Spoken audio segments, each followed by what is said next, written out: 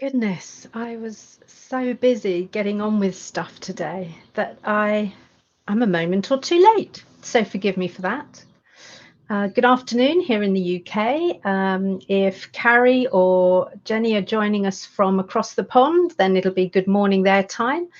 And wherever else you're joining from, good day, whatever time of day it is to you. So it's good to be here on what is a stunning day here in the UK for the second day running. I can't quite believe that we've now got such gorgeous weather, having waited for so long. And it is prompting me, this will probably be my last lessons from here because I'm going back into the office this week. I've got a quietish week, so I'm gradually taking everything back there. So the background will be different. You'll notice that. And good morning, Carrie. Lovely for you to join us. And I'll have the aircon in my office, which I have to say I'm rather looking forward to. I'm not complaining about the gorgeous weather, don't get me wrong, but wow, it's gorgeous. It's really warm. So what am I here to talk about today? I'm here to talk about, I haven't done much lurking this week. So what have I been up to? I did a live actually, I'll post the link into Introvert's Corner so that you can watch it. It was in a Rise and Visibility group, and a number of us were just going in doing live, getting used to doing live. So I will post the link in that group so that you can watch that. And it was one of those things that I'd done a little bit of prep for, but actually what I wanted to do was just see how it went, if I could just talk it through. So it's very much a practice for me, because in terms of my visibility, I'm okay, and it's part of the introvert thing if I'm really kind of prepared, really well rehearsed.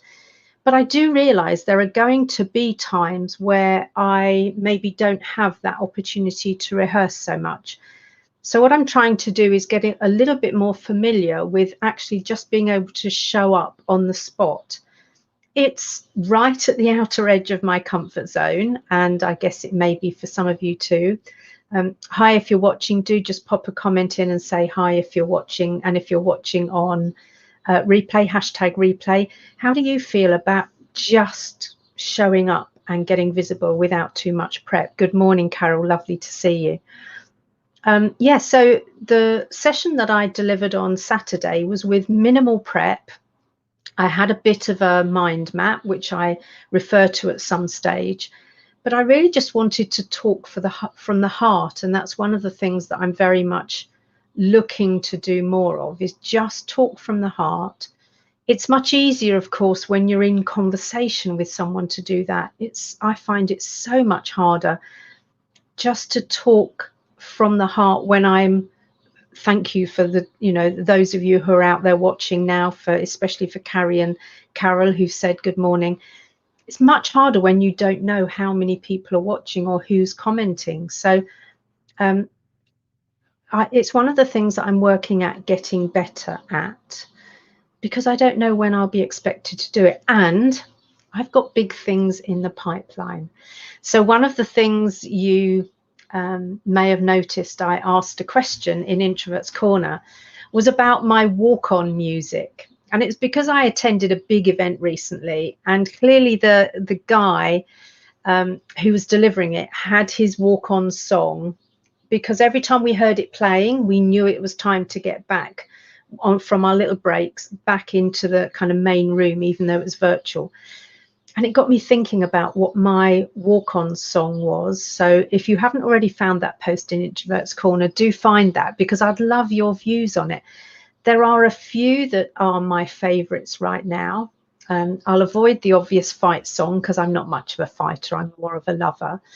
But there are a few there that that are so me, and are songs that I'd be proud, I'd be happy to walk on to.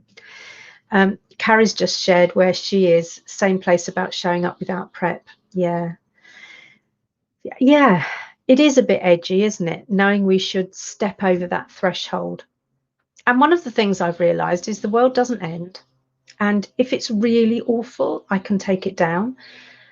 But one of the things that I'm telling myself, Carrie, and I don't know if this works or not, is that if I'm an advocate for introverts and I understand what their challenges and pain points are, because after all, I am one, then maybe I should be modeling what it's like to show up and be slightly uncomfortable and do it anyway, rather than always showing up, super well rehearsed, like I know exactly what I'm talking about. So you're right, it is edgy. And I think that's where we can probably be the best support to each other possible, is by helping each other when we're in that edgy place, when we're doing things that are right at the outer edge of our comfort zone, and when we know that, and we need to do it. We can't avoid this. This is something that we really should be. And I'm not a great one for shoulds, as you know, but it's an opportunity that will pass us by if we don't grab that opportunity. So I'm planning to do some bigger stuff. I'm going to be asking for your input in this week's podcast coming up. I'm asking you for your good morning, Jenny. Lovely to see you. I'm asking you for your views on my podcast, because it's been going 15 months. It's doing, yeah, knocking on the just do it door. It is, Carrie, isn't it? Just knocking on that just do it door, because the world doesn't end. Nobody dies typically. I might feel like I'm dying on stage, but I'm not. It's all about keeping things in perspective. There are much bigger things going on in the world than me worrying about how prepped I am to show up. Yeah, Carol's talking as well about stepping out of the comfort zone, kind of definitely holds me back. And that's why I love referring to working at the edge of our comfort zone, because I personally don't believe growth only happens outside your comfort zone. I don't think that's true, because I've noticed that I grow when I'm working at that outer edge of my comfort zone. And by doing that, I'm constantly just expanding it bit by bit by bit. So I don't think there's any need for us to, I suppose, challenge ourselves to really step out of our comfort zone. Because I know what happened to me in the past. Two things would have happened.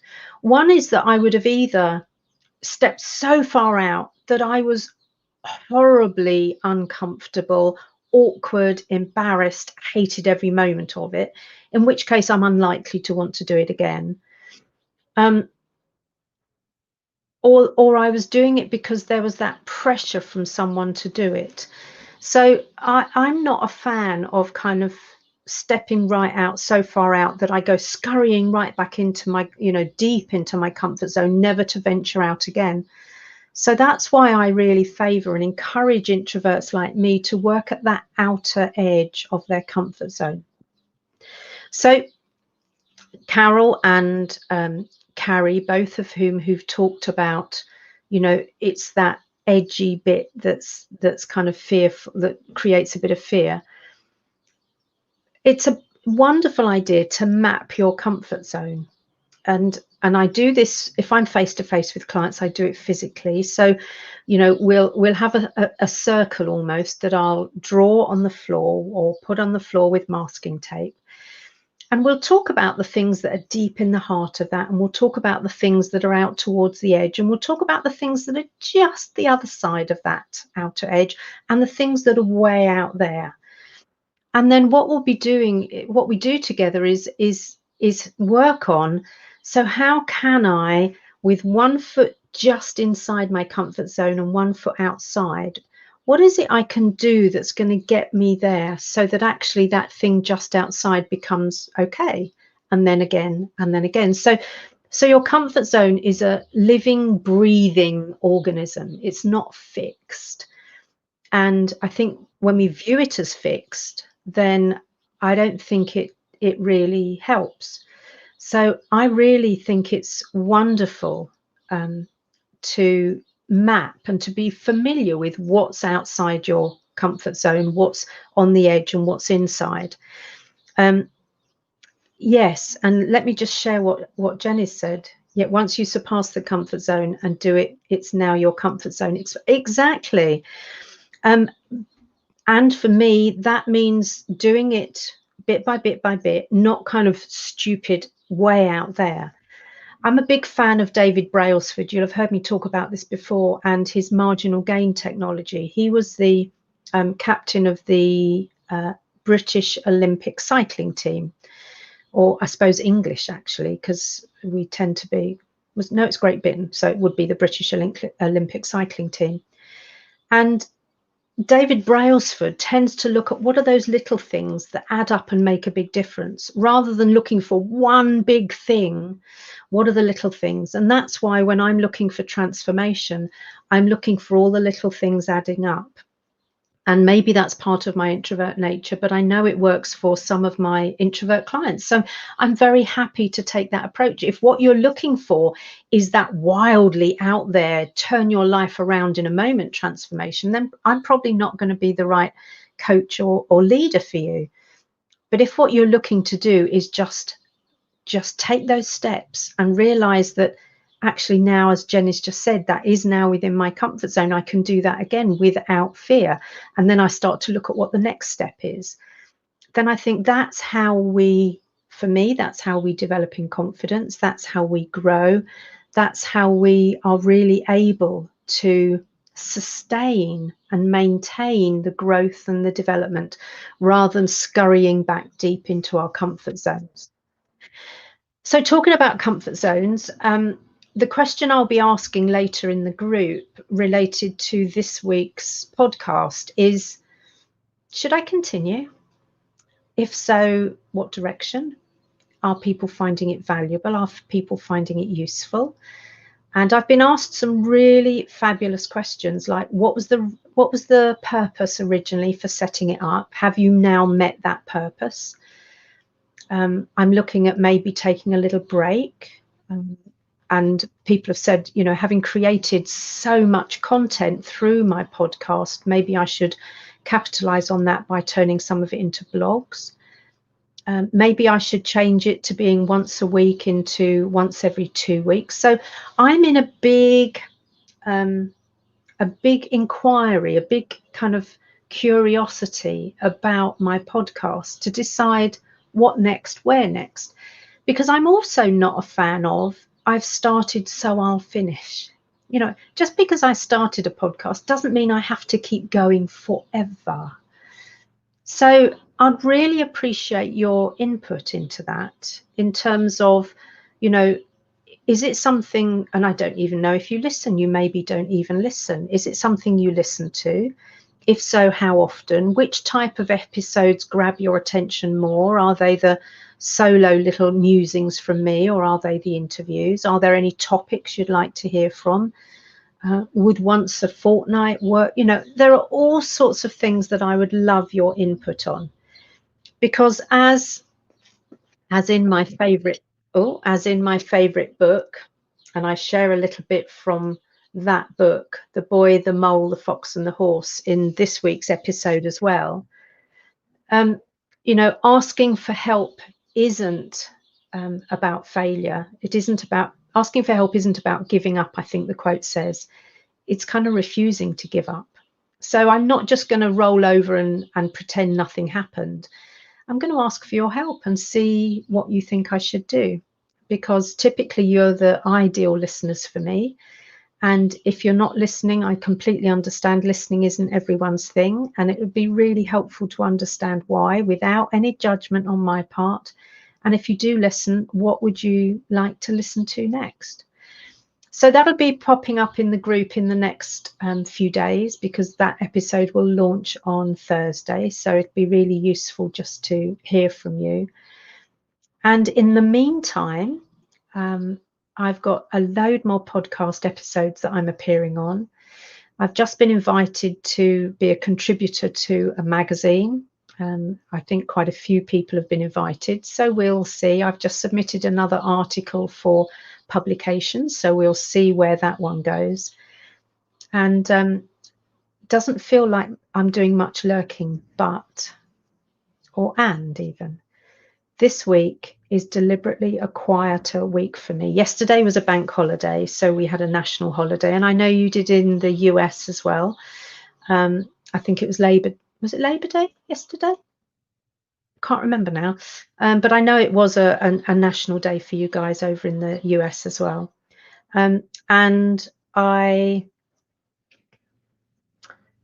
so I'm deliberately taking a quieter week. So I've got some appointments, I've got some podcasts, I've got some articles to write.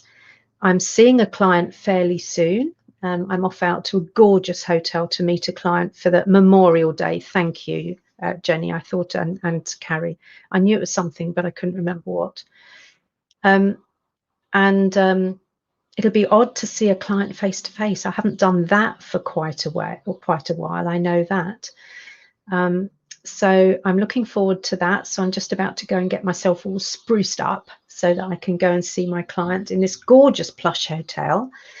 A bit of me is rather hoping that it'll be outside, but I doubt it will because it is seriously gorgeous and warm here. So bearing in mind we're talking about UK, I'm just going to share with you, it's 23 degrees, which for the UK is pretty nice, I have to say.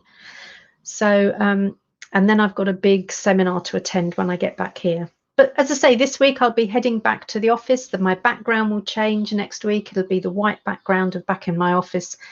But I intend to be here. So thank you for showing up. Thank you for being here live with me, Carrie, Jenny, Carol, and the others. And if you're watching on replay, then hashtag replay. And look out for that post. Let me know what you'd like me to do with the podcast. If anything, if you don't have any strong views, that's okay too. There are really no expectations. Anyway, probably enough from me now. I'm going to go and get my glad rags on, go and meet my clients face to face. And I look forward to talking with you next week. So I'll just put my thank you screen up, turn my mic off, and leave this to finish.